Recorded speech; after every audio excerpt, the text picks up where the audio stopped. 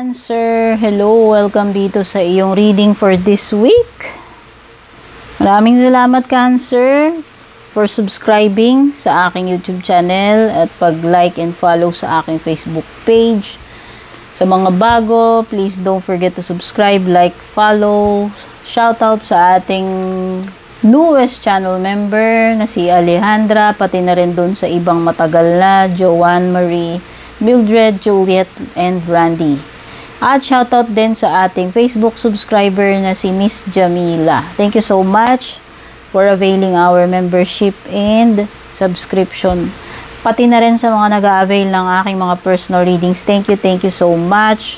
Sa mga interesadong mag-avail ng reading services, mag-PM lang po kayo sa aking official Facebook page. And before we start your reading, Cancer, I would like to give you your lucky numbers. Hindi ako mag-a-adjust, Cancer, sorry. Pwede mong i-rewind kung nalagpasan, pwede mong i-pause, no? So, these are your lucky numbers. You have 14, 24, 39, 45, 46, 58. At ang lucky day mo is Monday. So, ayan. Pwede na tayong magsimula sa iyong reading.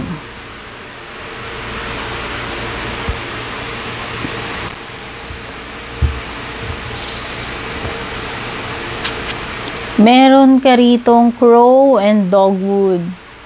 Intelligence. Wow. So, kailangan maging matalino ka this week. No? Maging wise, matalino. Smart, kung pwede. The vulture and the asphodel, upheaval. Kasi, yan, pwede may malaking challenge. No?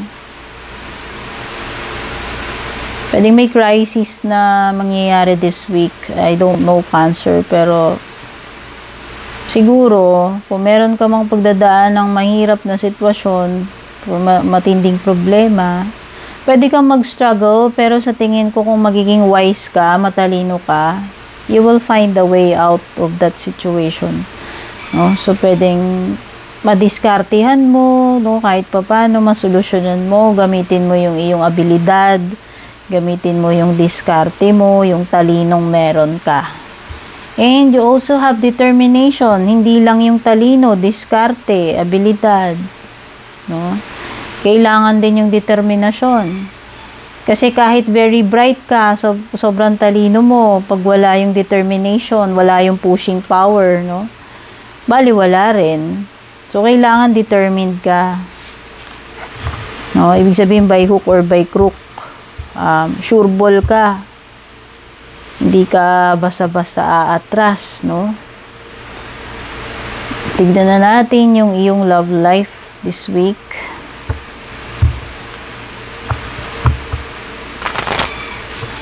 Pwede kasing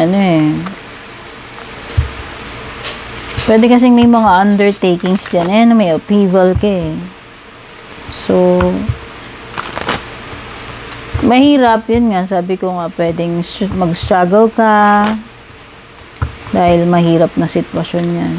Pero sa tingin ko, magagamit mo yung abilidad mo, yung pagiging wise mo dito. Basta determinado ka, no? Love life mo, you have soulmate. Yes, this person is your soulmate. Your connection is sacred, no? So, merong matinding connection ngayon na nangyayari sa iyo with someone, kung sino man yung person na yan. At ang ganda ng cards mo. Unconditional love. The love between you and your person is eternal. Wow, pang matagalan ite. So, kung single ka at wala ka pang jowa, kung paparating pa lang to sa'yo, Cancer, no? Bingo ka rito, panalo. Ayan, no? Pang matagalan tong person na to. Malalim ito. Soul connection ang meron sa inyo. So, pwedeng paparating pa lang sa iyo tong relationship na to, or pwedeng na-meet mo na, pwedeng jowa mo na, or asawa mo na, depending on your situation, no? Hindi kayo basta-basta magpaghihiwalay. Hindi basta-basta matitinag ng mga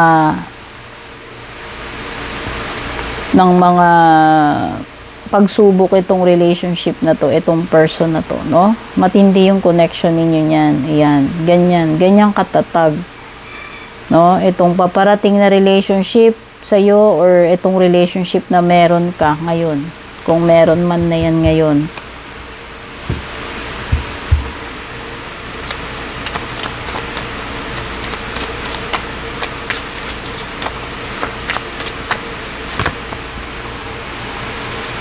Meron kang Ace of Cups. So, diba, may magsisimula talagang may magsisimulang commitment. Oh, Ace. Parang hulog ng langit sa'yo ito. Ayan, pwedeng merong magsisimulang partnership, businessman ito, or romantic. May offer, pwede rin. Basta may blessing or some kind of gift na marireceive ka, tao man to, material, spiritual, no? May magandang bagay,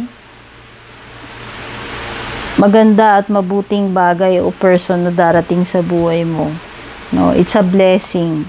Relationship man yan, offer o kung ano man.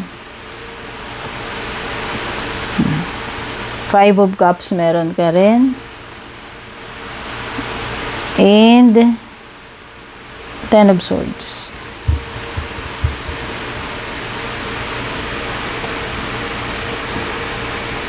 Okay, nakita ko dito, mag-end na rin itong matagal mo ng kung ano man itong pinaghihirapan mo, Cancer. So, ayan, may mga bagay na mag-end dito. Itong ending na to is a positive ending para sa akin. Kasi nga magbibigay sa iyo ng pagtatapos ng paghihirap mo. So, kung nag-i-struggle ka man, ayan, may upheaval card ka. So, kung dumaraan ka sa struggles, no, may hirap na sitwasyon, matagal ka nang nahihirapan dyan, matatapos at matatapos na yan. Okay? So, nakikita ko rin dito, makaka-recover ka na with the 5 of Cups. Nagkaroon ka man ng crisis sa pamilya, matinding problema yan, kahirapan man yan, or kung ano mang problema, krisis to, or painful na pinagdaanan, or may mga losses man na nangyari sa'yo, may nawala man, nalugi ka man, nawalang relationship, may bawi at may bawi dito, makaka-recover ka na, makaka-move on ka na, matatapos na yung suffering, yung pain, makakabawi uli, no? Napakaganda.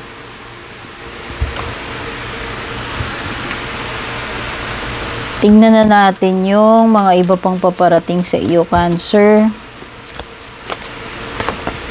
Wow! Recognition, reward. Oh. Diba sabi ko may marireceive ka, blessing with the Ace of Cups. Material man yan, tao or hindi. No, spiritual man yan. Blessing. Ayan na yung recognition na deserve mo. Ito na yung reward sa paghihirap mo. May matatapos ka nga dito. So, ito pala ending na to, completion, no? So, may ma-accomplish ka rin pala. No? So, yan, makakatanggap ka ng makakatanggap ka ng award, pabuya dito sa iyong efforts or pagtatrabaho. No? May magagandang reward na aanihin ka dyan. Yan ay deserve mo kasi yan ay something na pinaghirapan mo. O, diba? Period of prosperity. You have plenty. Maraming grasya, biyaya sa'yo. Ayan. Nakikita mo yan, o, basket na mga punong-puno. So, marami kang magagandang matatanggap, diba? Sabi ko, may maganda or mabuti kang matatanggap this week. Mga grasya pala yan in different sorts, in different forms, no? Merong material, may nag-uumapaw ng mga blessings, you have abundance. Tandaan niyo yung abundance, hindi lang lagi sa pera yan, ha? Minsan, abundance ng pagmamahal, contentment, maraming bagay ang pwedeng nagsisimbolo dyan. Pero ibig sabihin lang yan, you are being showered with blessings this week, no? At may wish na matutupad. Ayan, may kinalaman man ito sa family mo, basta merong wish na matutupad this week. Okay, Cancer, thank you so much for being here. Don't forget to like, subscribe, follow. Take care. God bless and babush.